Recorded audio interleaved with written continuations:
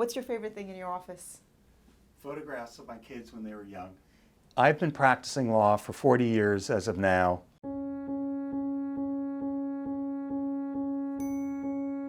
I had a diverse background. So when I was in law school, there was only one course I was not going to take, and that was family law, because I knew I was never going to practice family law. I'm the product of divorced parents, and I didn't want to have anything to do with family.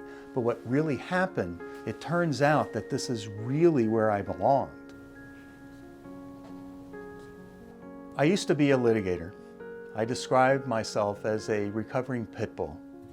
I knew when I fought in court for my clients that there had to be a better way.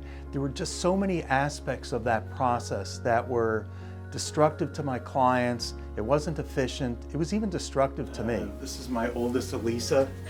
She's probably about, I don't know, 6 or so there. I was attending a conference here in Miami, my hometown, with a very well-known international trainer of collaborative professionals and mediators. It was a day-and-a-half program. After the first half day, I told him that I was going to be late because I was going to court the next day. I had a hearing on contempt because the former husband failed to do something that he was supposed to do, failed to pay my client a lot of money. And I was prepared to go put him in jail.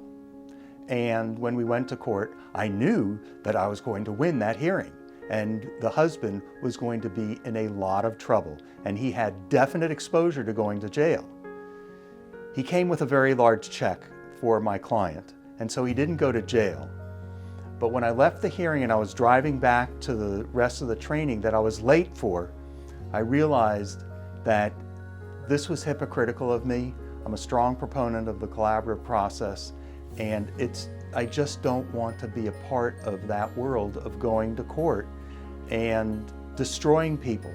I would much rather help people amicably resolve their differences without destroying somebody. And I have all sorts of other things up there.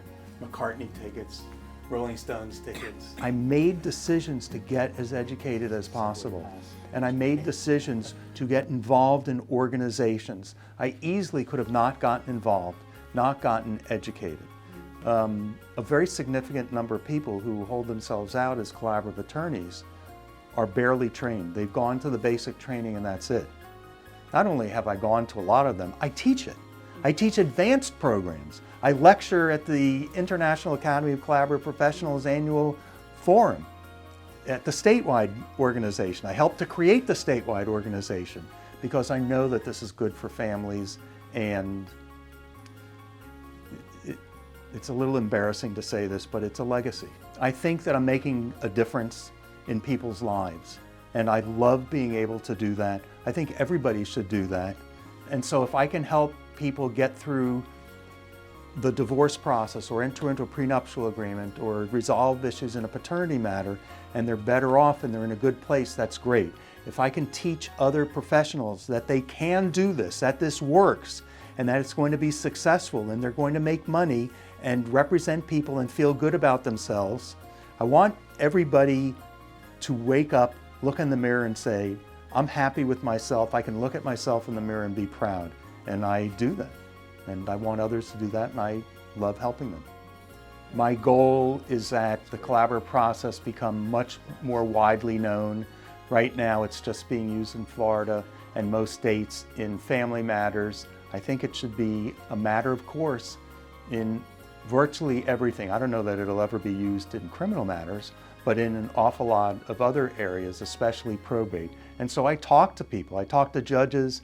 I talk to attorneys practicing.